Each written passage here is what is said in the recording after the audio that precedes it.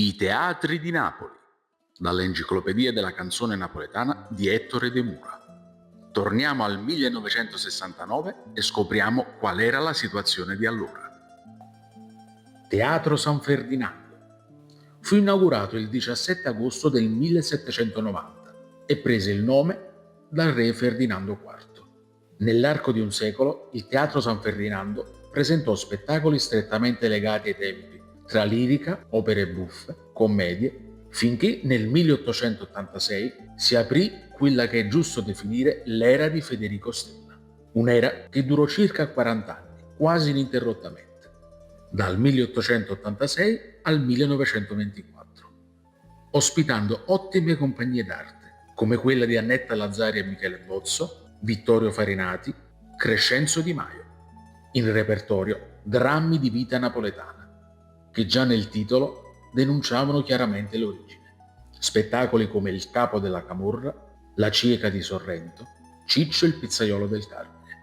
Nel corso degli anni, al Teatro San Ferdinando, sono state rappresentate numerose riviste. Inoltre, sono da menzionare le gloriose sceneggiate della Cafiero Fumo e spettacoli di Oscar Di Maio.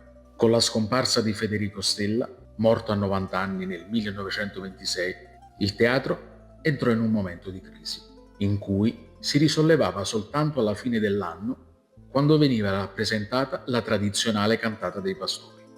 Nel 1943, negli ultimi sussulti della guerra, fu raso al suolo. Una fine apparente, perché 11 anni dopo risorse di nuovo e con una splendida vita grazie alle opere di Edoardo De Filippo. Il nuovo teatro fu inaugurato il 21 gennaio del 1954 con un recital di Edoardo. La rappresentazione fu quella di Palummella Zumpa e Bola di Antonio Petito. Dopo il 1969 alcuni di questi teatri hanno cambiato forma, nome, gestione. Sono attivi ancora oggi o nel peggiore dei casi non esistono più. Ma tutti sono stati palcoscenico per molti artisti che hanno creato quel grande bagaglio di cultura nato a Napoli. Non vi scordate